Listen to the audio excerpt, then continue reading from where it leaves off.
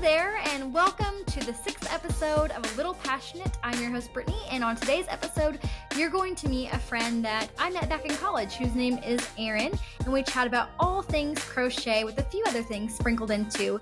It's a really fun episode, whether you crochet or not, but I hope that you'll learn some new things either way, and let's dive in. Well, I am so excited because I have my friend Erin here with me today. Erin, it's Taves, right? That's correct. Okay, it has been a long time since I've connected with you, so I was hoping I could still remember how to say y'all's last name. That's awesome. Yeah, so I met you a long time ago, like I think we said 2008. Yeah, so that's like 15 years ago. Yes, so we met at the college that I went to, John Brown University. You did not go to. I did not go there. I went there a lot. Yes. So I'm excited to have you on here today to talk about all things crochet and maybe some other things too. So excited. It's going to be awesome. So before we jump into crochet, what is something that you are loving right now? Something that I'm loving right now is painting with my kids. Awesome. Yeah, it's anyway, we're going to talk about crochet a lot because I'm obsessed with crocheting and I can do this business. But something about like turning a hobby into a business is you just take a break for it and find some other creative outlet. Mm-hmm. So, like a year ago, I bought these paint by number, like custom portraits that I was going to paint for my husband and family. Anyway, I just realized I'm probably giving something away.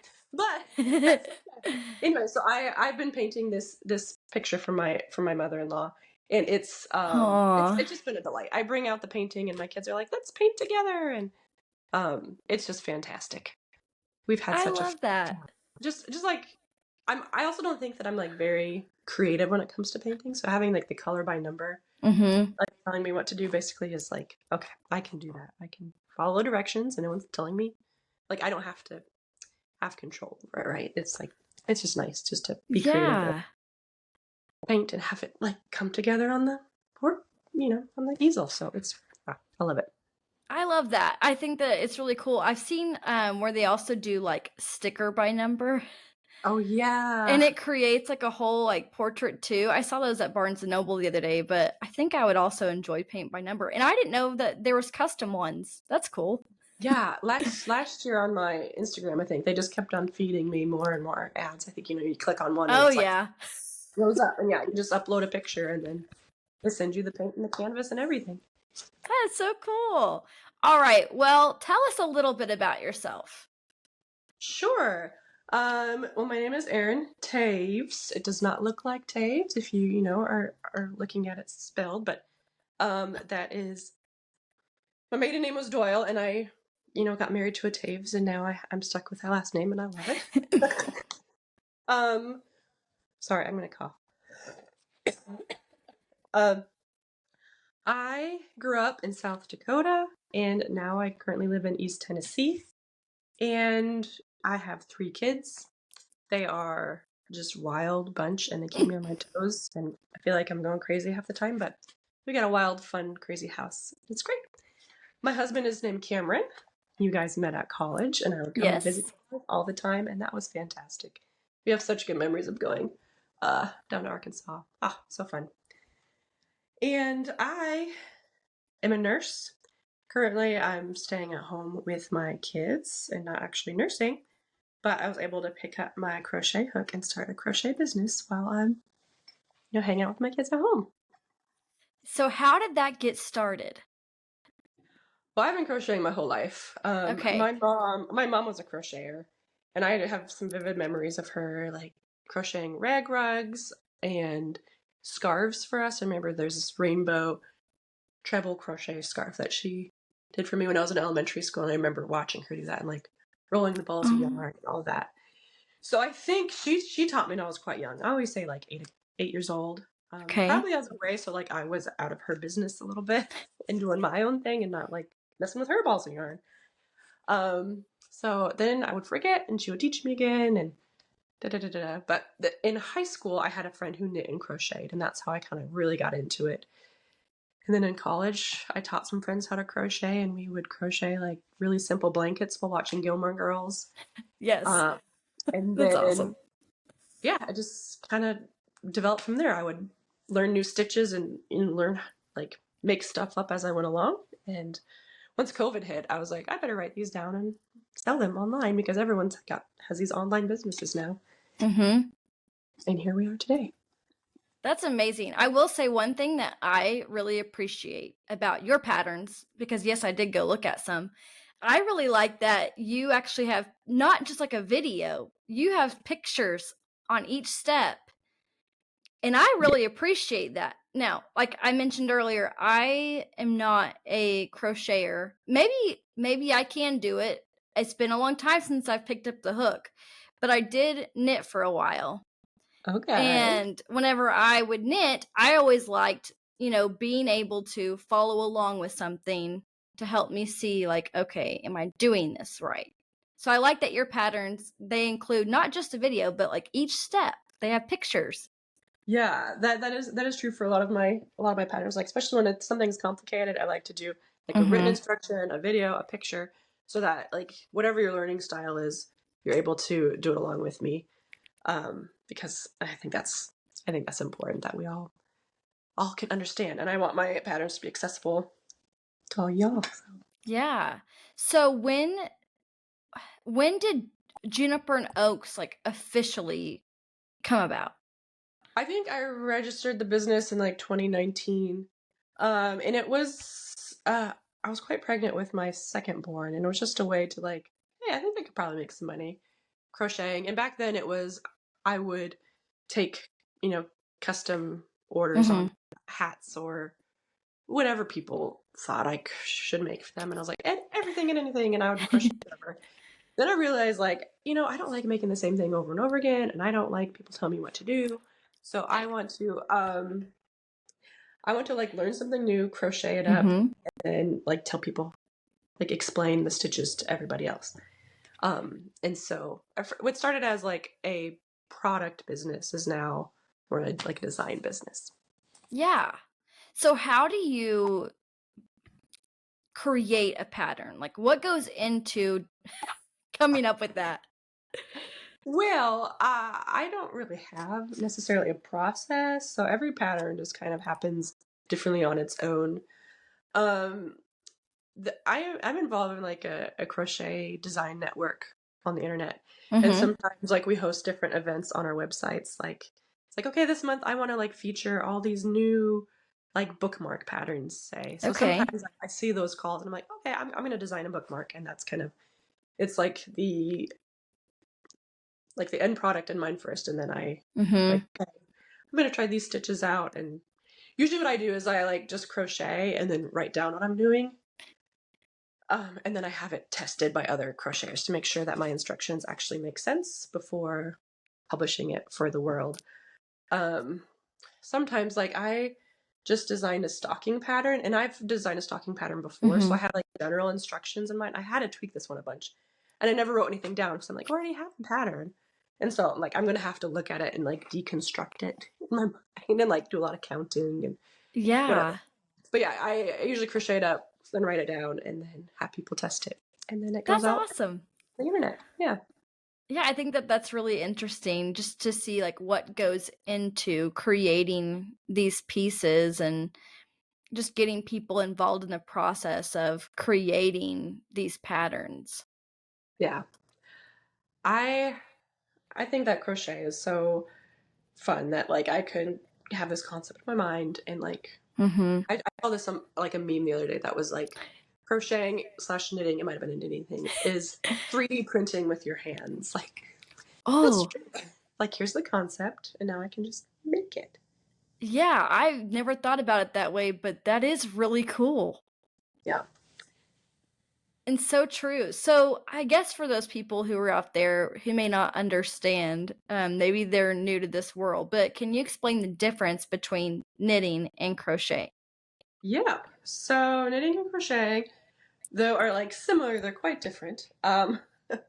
When you see somebody who has two needles and they're doing this, that is knitting. Mm-hmm. If there's one hook is crocheting. So like that's the big visual difference. I know like when I feel like knitting is like where you're kind of weaving your Yeah. things together, and crocheting is like you're basically tying big knots and everything. Um, I think is a big difference, but uh, that's I mean if you see someone at a coffee shop or whatever, that's the difference. We can get kind of offended, if you call it the wrong thing. But generally, I respond if someone's asking, "What are you knitting?" I'm like, "Oh, this is what it is, but it's crochet." Yeah. Yeah, I'm glad that you went into that because I mean it definitely is different because of what I've noticed and is whenever I attempted to crochet in the past, I just could never get like my tension right, Yeah, if that makes sense. Like I feel like whenever I'd start a project, it's like I just could not I don't know, get it get it to be what it needed to be. So whenever I would knit and I had two needles, I felt like I could control it better. sure. I feel like I'm the opposite. Yeah. I like don't have any control over when I have two needles. But I feel like that's how it goes with a lot of people. Like usually it's like crocheting just clicks or knitting just clicks. Mhm. There's some people who can do both, and it's like remarkable. Yeah, But it is. usually you can do one or the other. I taught myself how to knit before I had kids, when I had that time. And I just Mhm. like made like basically a swatch. I was like, oh cool, I can do that, and then I put my needles away and like there are a Moved million on. different like crochet stitches and techniques to learn. So I'm like, once I finish mastering all that, I'll go over to knitting. Yeah. Well, I will say I went to this is called the East Tennessee Yarn Tour this summer, Okay. and there was 13 local yarn stores, Wow. um, and just kind of going to all of them and seeing what they have to offer and whatnot. And a lot of like the local yarn stores were like the specialty yarns. They're usually catered more towards knitters.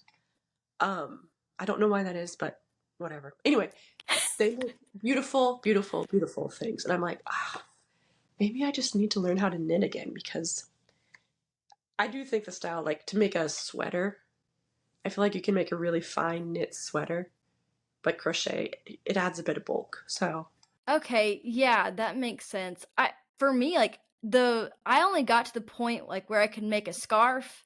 I think I made like a washcloth or something. I didn't get very far. I wanted to be able to do a blanket, and I've seen people just whip out blankets crochet. There's a lot of people at my church who crochet, and they are really great at it. yeah, I think it's beautiful. thank you. You're Something that welcome. I tell people is that like I've been crocheting most of my life. Yes. So the fact that like that my tension's good and that I can plank it, Mhm. I've been doing it for a while. And not to say that you can't do it. It's just like it just takes Time. commitment, I guess, Well, and and obsession. No. that's with anything that you do, like any new like hobby that you pick up, anything that you start that you're trying to, work toward.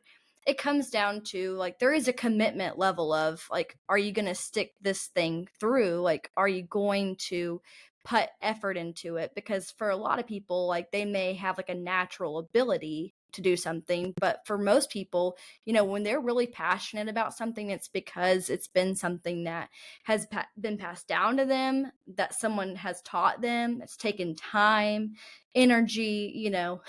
It's not just something that happens overnight usually. That is so true. Because like say I'm trying to this past summer I was like, I'm gonna be a gardener. And I got that all set up in the backyard. And like right now there's just tomatoes that are like rotting on the vines. Because like that actually grew, but then I'm like lost interest. But then I have Hmm. had whatever that didn't grow, and I'm like, yeah. So I'm like, oh, maybe I'll tear that down and make like a back porch or something. So Hey, there you go. because if I wanted to do it, if I wanted to get obsessed with it, it's like you got to dig into it, you got to learn, you got to watch Yes. videos, you got to yeah, I mean you got to invest some Well, time. and that's the amazing thing about just the world of like having accessibility to things because you can go on your website and you can look up all the patterns. You have a YouTube channel. Like it is very accessible to learn how to make this stuff. It's just, do you have like the willpower to sit down and be patient and do it? Exactly. I and I kind of meet people that already know how to crochet. Yes, I That's kind gotcha. of what my website and my patterns are usually about. I'm trying to like debate, like, should I go back Mm-hmm. and, like make a crocheting e-course where I like teach you how to crochet? Um, That might be a cool maybe that'll be idea. one day. I don't know if I have the patience to do that yet. Um, because I just usually when I approach people, it's like they already know how to crochet, so I don't Yeah. have to like, go through like, okay, this is how you hold your hook. And da, da, da. More, it's like, okay, you know how to do the basic. It's like single crochet, double crochet. Like, what Mm-hmm. can we use with that to like make something extraordinary? And then Like work off of that. I just published a in the fall. I published a blanket pattern. Is Mm-hmm. this on video too, or Yeah. just audio? Yeah, Okay, it's on video so too. who was watching You're video? good. This is the blanket behind me. It's called the Nordic Star blanket, and like it's this. It looks great. It looks intricate. It's like, you know, expert level, right? But this is like, I mean, it is a beginner level. Like if you already know how to single crochet, double crochet, like you can make this blanket. And that's what I like to do is I like to make the patterns accessible. Like once you know how to Yeah. crochet, like you can do extraordinary things. So go check that pattern out if you know those basic stitches. Because I That's think, so cool. yeah. Yeah. So I guess my question is too, like, how many pieces have you created? And then what do you do with them all? Yeah, I haven't counted how many I've had. Every year around this time, when it's like Yeah. end of the year, like what are my top patterns? I'm like, then I like end up making a list, and I should make like a computer spreadsheet list so I have it year after year. But I would say I've crocheted like a million things. I have like 75 patterns, maybe. I don't know if that's true. And so I've crocheted all those things plus everything else. I tend to hold on to like the things that I've like the patterns that I've made, and then I like make a little sample of it, right? I Mm-hmm. usually try to hold on to all those things. But now I'm trying to give them away because I like to have them on hand so I can like do videos like this and be like, see, here it That's is. what I have. But then, once you start publishing like 20, 30 blanket patterns, you like can't physically just have those Mm-hmm. sitting by you. Like I could, but I have also kids who are like blanket forts, and my husband's like, why do we have so many crocheted pillows around here? So I started giving them away. So I usually now what I do is I give them away as gifts. Like I Mm-hmm. gave a beautiful Christmas blanket the other day, and I gave my mother-in-law some pillows. So I'm just trying to give them to people who the pillows like spoke to me, and they're like, these belong to Karen. Yeah. I've had people ask like, hey, can you like, can you crochet me one of these blankets and I'll sell it to you? And the thing is, it's just, I mean, I'll sell this to you for like $2,000. Because one, it's like the time that it takes to Mm-hmm. do, and just and the love, and it's worth that. I just don't think people would buy my Yeah. blankets for $2,000. Maybe if I get in the Well, right market, like maybe I don't know, maybe Taylor Swift wants to buy me a blanket. that would be incredible. Yeah, That I think too, like you're right when it comes down to like there's so much time that goes into creating each piece and designing every pattern. And for so many people, like at least what I've seen, even whenever I was trying to knit is, there are people who have a lot of like free things, that are out there, but then people, like they get upset to pay for a pattern or. yeah, it is. I offer a lot of patterns for free on my website. Um, but then it gets messy because I have ads on my website, and people Mhm. are like, "Yeah, how many ads?" I'm like, well, it's like, what do you want me to do? Spend 100 hours creating this thing, and then it's like, oh, here you go for free. Like, Mhm. I don't have to feed my kids. Yes, I do. So I have ads on there, but then also like I provide the pattern for you can buy if you don't want all the ads popping up on there.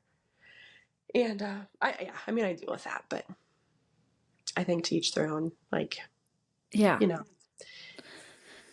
you're not gonna walk into like a shoe store and be like, I need this for free. It just is what it is. Mhm. So, is there any like stories behind any of the like patterns that you have created? Um, A lot of it is just like when I get inspired by something. I think Mm-hmm. one of my first patterns was this it's like the technique is called corner to corner. Um I was breastfeeding my baby Piper one day and I was thinking about blanket patterns and I had like this image of the Nordic star in my mind. And I was like, I want to create a blanket that like features kind of that style. Like in my mind, it's like the essence of like winter Christmas Mm-hmm. traditions. Like growing up, my mom is Scandinavian, and then I like grandparents come from different like Scandinavian countries, and just that image of the Nordic star was like everywhere, like in the Jan Brett books and all of that. So I just had this image, and I was like, okay, I want to create that, but I want it to be like, I don't want to create the whole blanket. I don't want to design the whole blanket because I have this newborn baby, and there's just not. I just don't have the time, right? Mm-hmm. Design it and to crochet it, whatever. So um, I got this idea to do like collaborate with other designers, and they each have their own square that they design that's like a similar style of like That's cool. Nordic. So this is called a Nordic winter blanket, and I designed two squares, but then the other designers, they took over and did an amazing job designing theirs. Um, and that was kind of my like my first big project or big pattern that like really got my name out there on the internet as far as like a crochet designer. And that was, yeah, I was just breastfeeding my baby like, I want to do this blanket. I feel like it was this blanket that actually came out that I Wow. had in my brain back then. Um, and then that kind of inspired the rest of like every year now I do like a winter crochet along, it's called. So like the patterns like these are released like week by week or every few days. Like Okay. just a square comes out, and then people around the world can crochet that square, and then they wait for the next square to come out, and then just like slowly each winter, fall, winter, like we crochet a blanket together. Um, That's and that's neat. all kind of based on this blanket. I've done three of them now, and the Nordic Star one is the current one. Yeah. So then would you say that the like community of like crocheters, is it very collaborative? Yeah, definitely. I feel like there are some that are like very competitive, Mm-hmm. but as far as the network that I found and created and established myself in is collaborative. Like there's a whole bunch of designers that like now I'm a part of a lot of collaborative blanket designs where we kind of get in the eyes of other people's audiences and in design. This blanket I did all by myself. Put in my big girl pants and designed the whole blanket myself. But um, definitely I've collaborated with lots of other people on blankets. And then like the really cool thing is I have a crochet Facebook group Okay. where people who crochet my patterns kind of get on and talk about them, or like they'll post a picture and be like, hey, like I don't understand this part, and before I have the chance to get on and like answer the question, like somebody else, like maybe even in Africa, has answered the question, be like, oh, I've crocheted that, like here's how you do it. um and so definitely like people work together and help each other out. It is fantastic. I love the crochet community. Yeah, that's really cool. Do you think like yeah, I guess really my question is going to be about the community overall is I mean, well, yes, it is collaborative. Like how do you get involved? Like if someone were trying to like, you know, get into crochet and they have an interest in it, maybe they have developed like a passion for it. How do you find your community? Good question. I think like the first thing is like if you haven't learned, like just go online and Google like how do I crochet? And a lot of like fantastic designers will be the first ones to pop up. So like follow their YouTubes definitely, and like then usually you can be like they'll be like, oh, I have this Facebook group, and then go in there and just keep your eye like if any pattern like jumps out at you that you want to, just like follow that designer and see where it is. I mean, because all maybe you wouldn't fit with like me, for example, but then I can point you be like, hey, here's this awesome pattern by my friend, whatever, and then you go check her out and you're like, oh, I like her vibe a lot better. Um, then you just try things out, try them on, keep going. So, if someone is listening and they're saying like, "Hey, like I want to begin. As far as like supplies, where do I start? What do you recommend? I would always recommend like a worsted weight yarn. It's got like a number 4 on the back, just like the basic. You go into Joann's. There's a big wall of yarn. Like you just grab one of those, basically. And then I would say like a size J hook is what I learned with. You don't need anything too fancy to get started. Um, and then a book or a blog that teaches you the basics. So just like a basic hook, basic yarn, and that's what can get you started. Start out small, make like a coaster or a washcloth or like even a headband that you just sew together. Just start small and get big. And it's going to take some time. Like at first, your projects are going to be wonky. Like they're not going to be um, square. You're not going to have straight edges because you need to learn like where do I put my stitch at the end of the row? Like how do I keep my tension? Like you just make squares over and over again until they actually look like squares. And you just keep practicing. Yeah. I love that. So I know too that you have recently come out with a coloring book. And Yes. it is so cool. I looked at a flip through video on your website of it and it looks so fun. So yeah, it's beautiful. Crochet in color. How did you come up with this? Like what inspired you? Yeah. So I was inspired by my kids, first and foremost, probably Mm-hmm. because they always want to, hey mom, color this with me. And so just like realizing like the basic design of a coloring book is pretty simple. So I wanted, I don't know.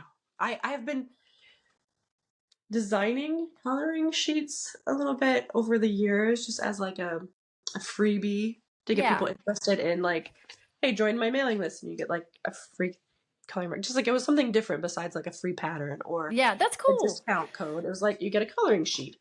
And so I had made a few of those and I'm like, okay, I want to be able to one, like make money and support my family. Mm-hmm. Um, using crochet, like having it part of my niche of crochet, what where it's not like this blanket took it's got like 250 rows and it took me like 10 Wow. minutes per row if my kids weren't around, you know. So Mm-hmm. it's it's a time commitment. Like what else could I do that's also not so much of a time commitment and also fun little niche. So I thought a coloring book. So this I mean, it did take me hours and hours of like research and whatever to figure out how to actually publish a physical coloring book.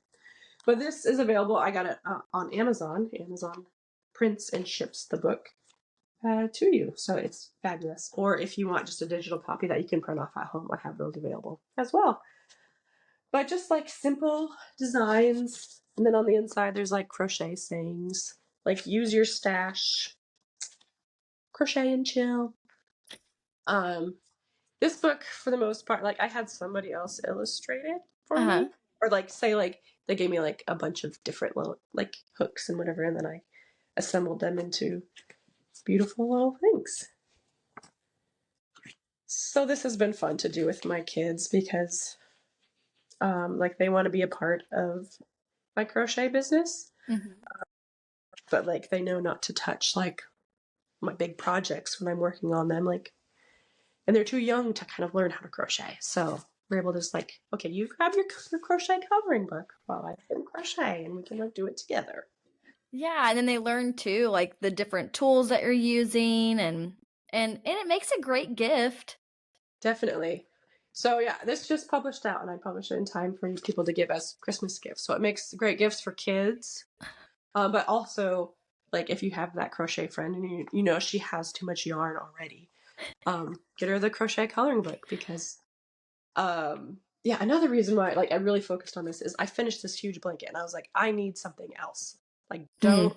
I don't want to touch another hook for a while. Like so I just like focused on making a coloring book. So if you just like need a break from crochet but like also don't want to lose that obsession, get yourself a coloring book and crochet your stitches.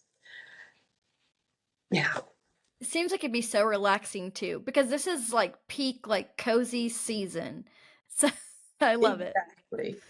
It is relaxing. One day I was like, oh, I'm gonna like crochet. I'm gonna make some reels of me crocheting, like just some video. I'm going to take just some video. I end up crocheting or like coloring for like an hour. So I just got absorbed in it. Yeah. Wow. Nice and cozy. Nice and good. That one. That's fun. Oh, that is so fun. Yeah, I love it. I think it's just so interesting because, I mean, I know that there are a lot of different types of coloring books that are out there. But whenever I had seen that, I was like, oh, that's such a neat idea to bring into, that community. Yes. I just think it was so cool. Thank you. You're welcome. So where can like people, follow along with what's happening in your community? How can they find these patterns and this coloring book and all the things? Yep. So I'm mostly on Instagram and Facebook. If like for social media, I'm Juniper and Oaks, Oakes. Um, I like to post reels on Instagram, and then Facebook. I have that. It's called the Juniper and Oaks Crochet Community. We're on there a lot. I think to get my information directly in your inbox, I have a newsletter that's really fun, and it brings you like freebies and also just different crochet events like my crochet alongs and stuff. I like to keep you guys up to date on that. That's cool. Yeah. So at Juniper and Oaks on all the things. I'm everywhere. But Yeah, you have a lot of really good like video content. yes, And I know a lot of work goes into that. Mm-hmm. It is a lot of work. My husband's a videographer, a video editor, and he helps me out quite a bit with editing videos. And I've also learned how to do it myself. So we've been focusing a lot on videos as well. So like I am on YouTube at Juniper and Oaks. I do like crochet tutorials, like if there's any hard stitches. But then lately I've been getting into like the vlogging thing where I, we'll talk through like I did that East Tennessee yarn tour like I was talking about. So I videoed the whole thing and showcased all the yarn stores, which was a lot of fun. So I'm gonna try to get more into that. There's not enough time for all the things, but I just love videos. Is there something like when people are looking for yarn, is there something like specific that people should know whenever they're selecting a yarn for a certain project? Yeah, so there's different yarns for different projects, say. So there's all sorts of different fiber content. So the basic yarn that I say, you go to Joann's or Hobby Lobby or wherever you go. The basic yarn is usually like acrylic or polyester, like plastic yarn, just like very simple basic, which is good for learning, and it's nice and cozy for blankets and scarves and all that. But then you get into like wool and the kinds of wool, from sheep. But then you have cotton, which is like really good and like breathable and good for washcloths. So like each fiber is kind of good for a different thing, and it like feels different, and it weighs different, and then like if you're making it like a t-shirt, like it just falls on your body different. So you just want to, yeah.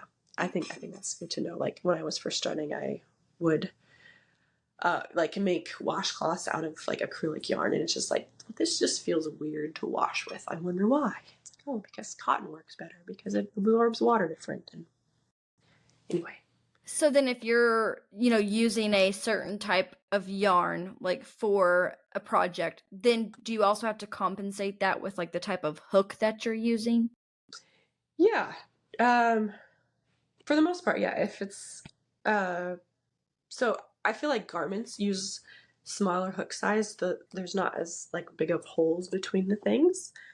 And then if you're using like big blanket yarn, so if you see crocheted amigurumi or those stuffed animals, Yeah. a lot of them use like big, thicker. It's called like blanket yarn. You might want to use like a bigger hook because the yarn is just bigger. So it depends on the project and the kind of yarn that goes with the hook. And it's this science that I haven't necessarily mastered yet because I usually just use like the same weight of yarn and the same hook. And it just makes it easier inside my brain. There's like old-fashioned doilies and different like lace tablecloths with like the very thin yarn, like a smaller hook size. Some people make like little tiny earrings, and it's like basically using like a little needle Oh, wow. So very, like, intricate. Yeah. So is there, like, an item that you just find yourself coming back to, like, that you enjoy crocheting, like, more than other things? Yeah, I would say blankets. I crochet a lot of blankets. Um, because I like to cozy up and cuddle with them. This is probably the biggest reason, because I use them most often. A lot of my, like this blanket design is intricate and it requires a lot of counting. But Mhm. I also have some other blanket patterns, especially ones that I gift as like baby gifts and stuff, where it's basically the same thing over and over again and you don't have to count, you just work it. I like doing that like while watching TV. Like we'll watch Lost or, some show in the evening and you just crochet and you don't have to think about it or count. You just kind of it's just like muscle memory to me. So I like doing Mhm. blankets a lot. Um, I haven't crocheted a lot of garments. I don't have any garment patterns that are my own. So there's some things that I like to like go out and just try. I like to try new things. Yeah. Right now, I am crocheting a t-shirt, but it's not something that I like go to over and over again. It's taking me like 9 months and I'm like this much done. Just so much counting. Yeah, how long does it typically take to make a blanket, would you say? I mean, I know it would depend on how big the blanket is, because then that would be how many rows it is, right? Yeah. Um, I mean, people need to understand that this is also my job. Yes, true. So when I say it took me like a month to crochet this blanket, um, that's just saying because I got it done because it's my job. I'm this crochet line is like 3 months long, 2.5 months. So that's about how long that takes. If it's just like if it's just a straight blanket, I don't know. Can't just tell. It just depends on how much Yeah, it time. just How, varies. de- how dedicated are you to this? Because it shouldn't take me 9 months to crochet a t-shirt. It's just because I don't pick it up for like a month at a time. Yeah, that makes well, and whenever you are I guess too, like whenever you find something that you really enjoy doing, like the blanket, it's not going to take you as long because it's become, like you said, muscle memory. Like you Yeah. can watch a show and do it, but when you're crocheting something new, like Yeah. a garment, that's going to take you longer, and you don't feel like that sense of, like, I guess maybe confidence. So you can't be doing something else while you're Exactly. Yeah, for this crochet along, I have like weekly sip and stitches where like a group of us get on and we just chat. And then it's usually, like the idea was we would sit and chat about like Mhm. while we're making the blanket, we would talk. And then we really realized like we can't talk and work on this blanket. So everyone's like, oh yeah, the blanket's right here. But like I'm working on a scarf because I can talk to you and do that at the same time. Mhm. Yeah. So I feel like crocheters, we all have like 10 different projects at the same time because you're like, this is my road trip project, and this is my moving lighting project, and this is like, when I just want to sit down and actually work on something, and that's the only thing I'm doing. I work on this. Would you say that the crochet community is big? Yeah, I would. I would say it's bigger than we can ever imagine. Yeah. Um, because Honestly, it sounds like it. yeah, because like I have my people who like follow me and whatever, and then like I'll come out with a new pattern that like somebody else shares and then people are like, "Oh my gosh, I never knew about you. Like where did you come from?" And so like yeah, just there's more crochet designers than you could think of and then there's Mhm. like all over the world. And it's crazy. Um yeah. And it's amazing that you can connect with people from all different cultures, all different regions, areas of the world, not just Yeah. here like in our country, but that's so incredible that you like have something that you all can, be mutually passionate about, and you have people that understand you and that you can connect with. I Yeah. think that's really beautiful. It's a crazy world that we live in, isn't it? Just like yeah, the people that I connect with people, yeah, like in different countries who are like sharing pictures of their blanket. Like, what? How did you find me? Yeah, and that you guys get to share in that and be a part of it together, I think is really Yeah. neat.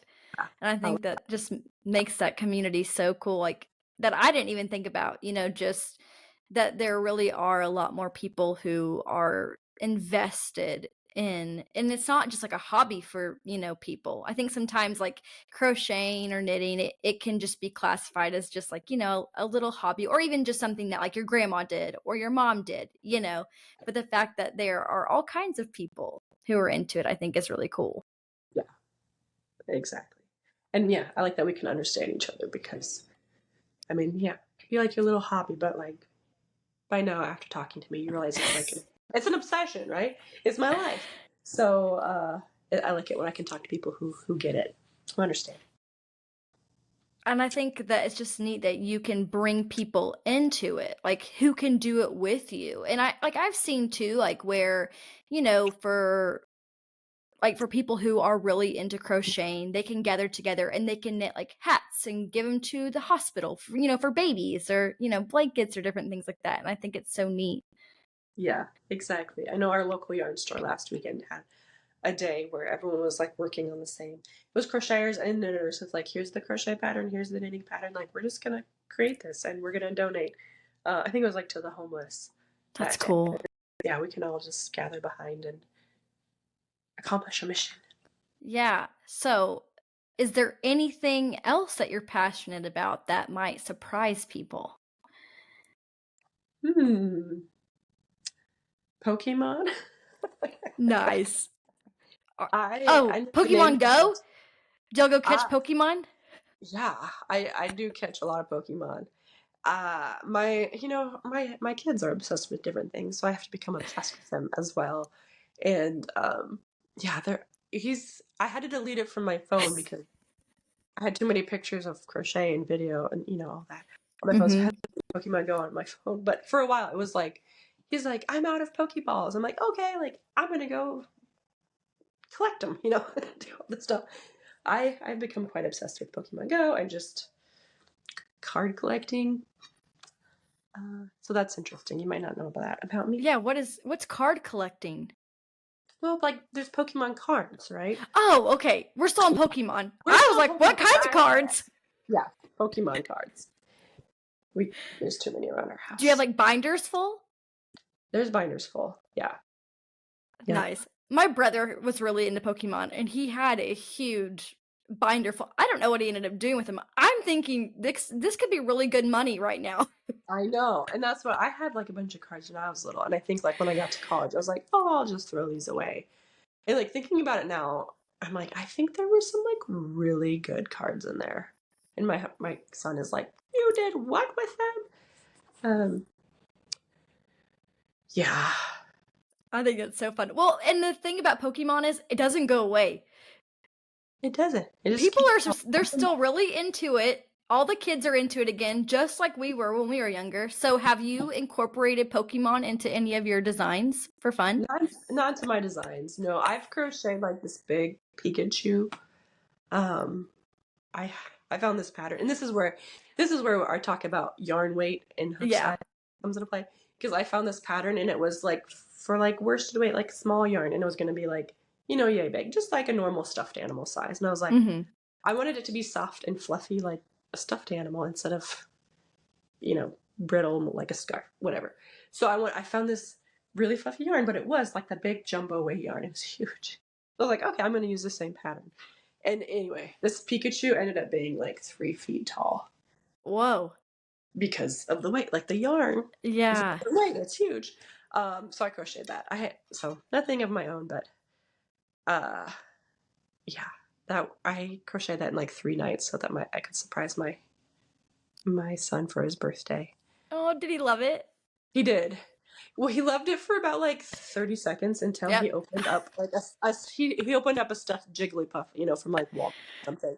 And they're like, "Oh, this is great." I'm like, "Oh, thanks. Thanks whoever gave him that gift." Like, Yeah. he loves that more than Wow. 3 night crochet binge I did. So Because I'm just envisioning like a blanket with a Pokeball on it. And I think that'd be incredible. that would be sweet. Yeah. I mean, I could definitely crochet that. It's when it. This is where it comes to like legal stuff that. Oh, And then yeah. royalty was I could get in trouble for like designing that pattern and selling it. Yeah. But you don't have to sell it. You could just make it for yourself. I know, that's true. And that's where I could definitely do that.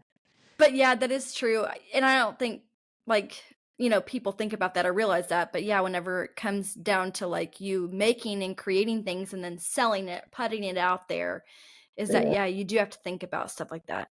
And I've heard like recently Disney like went on all sorts of Etsy shops and like shut down these Etsy shops that were selling like Disney characters. And you're like, oh my gosh, okay. And there's a lot of shops that do that. That's crazy. You think, oh, you guys are big enough. Like, just leave us little guys alone. But guess not. Yeah. Okay, so the last question that I have for you is, what advice would you give someone who is trying to figure out just what they're passionate about? Ooh, I'd say just like try all the things. If something just like seems like it's interesting to you, like just try it. And if you end up loving it, then like go for it. If you hate it, then just like stop and it's fine. Mm-hmm. Like if you're trying to find something you're passionate about, like a hobby, whatever, like it's fine. It's not a big deal. Like to me, I'm like giving myself pep talks. I'm like, because I'm like, oh, it'd be really cool to get into pottery. Like, but I could never do that. Like just try it. Mm-hmm. And if you suck, like it's fine. Like you're not gonna get a grade. Like you're not gonna get in trouble. Just try it. And if it sucks, like okay, oh well, whatever. Along those lines, like I'm not gonna go out and buy like the most expensive pottery wheel if I've never like gotten into pottery. So that's why I said like if you want to try crocheting, like there's some really great crochet hooks. Like I just bought a hook that was $38.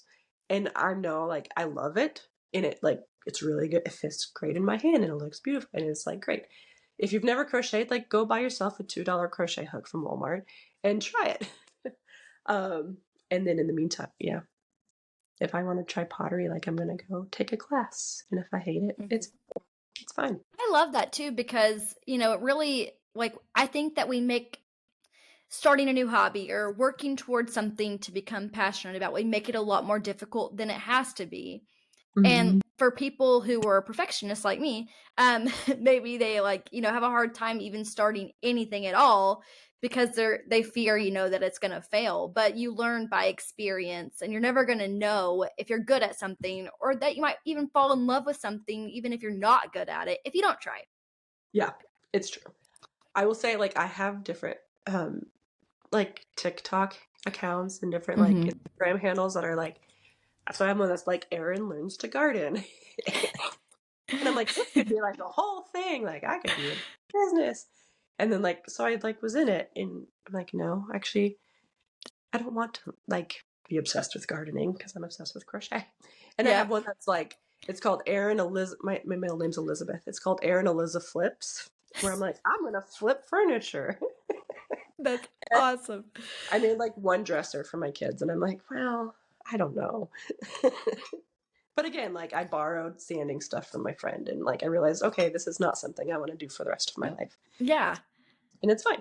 And that's okay. You had an adventure by trying something new, and then you realize, okay, I'm going to go back to the thing I love most, crochet. I'm obsessed with crochet and it's fine. I think that's great. Well, thank you so much for just taking the time to come on and talk about crochet, and just excited to see what you continue to come out with because it's been really cool watching. Yay. Thanks, Brittany, for reaching out. And bye, everybody. This has been awesome. Yes. Thank you. Thank you so much for listening to this episode of A Little Passionate. I hope that you've enjoyed hearing Erin share about her love for crochet and her business, Juniper and Oaks. I've included links in the show notes for her website and socials so you can follow along and get connected. And hey, while you're at it, why don't you go ahead and hit that follow button or subscribe if you're watching on YouTube for the first time so you don't miss the next episode of A Little Passionate. Thank you so much.